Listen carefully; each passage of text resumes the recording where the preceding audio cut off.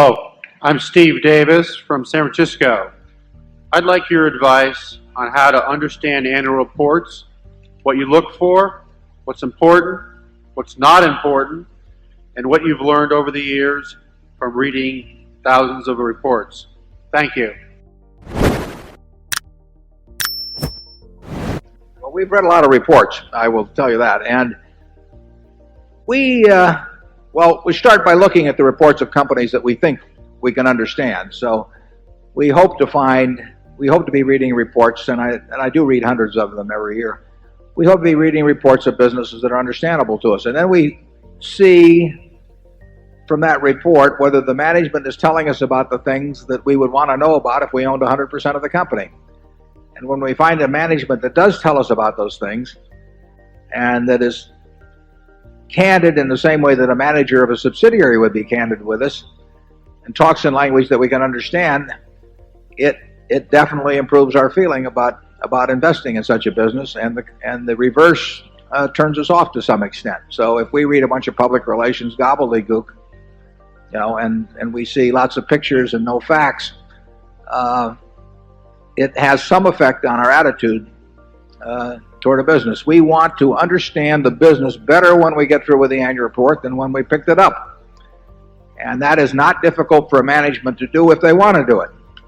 If they don't want to do it, we think that is a factor in whether we want to be their partners over a 10-year period or so. But we've learned a lot from annual reports. For example, I would say that the Coca-Cola annual report over the last good many years been an enormously informative document. I mean, I can't think of any way if I had had a conversation with Roberto Goizueta or now Doug Ivester, and they were telling me about the business, they would not be telling me more than I get from reading that annual report. We bought that stock based on an annual report. We did not buy it based on any conversation of any kind with the top management of Coca-Cola before we bought our interest. We simply bought it based on reading the annual report, plus our knowledge of how the business worked. Charlie?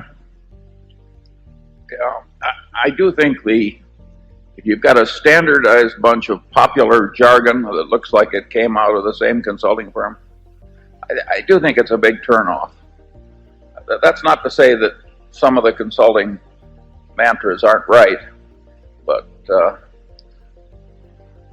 think there's a lot for sort of candid, simple, coherent prose. A lot to be said for it. Almost every business has problems, and we just assume the manager would tell us about them. We would like that in the businesses we run. In fact, one of the things, we give very little advice to our managers, but one thing we always do say is to tell us the bad news immediately, and I don't see why that isn't good advice for the manager of a public company. Over time, I'm positive it's the best policy, but a lot of companies, for example, have investor relations people, and they're dying just to pump out what they think is good news all the time, and they have this attitude that that you've got a bunch of animals out there to be fed, and that they're going to feed them what they want to eat all the time. And over time, the animals learn. So we try to stay away from businesses like that. What you seldom see in an annual report is a sentence like this: "This is a very serious problem, and we haven't quite figured out yet how to handle it." But believe me, that is an accurate statement much of the time.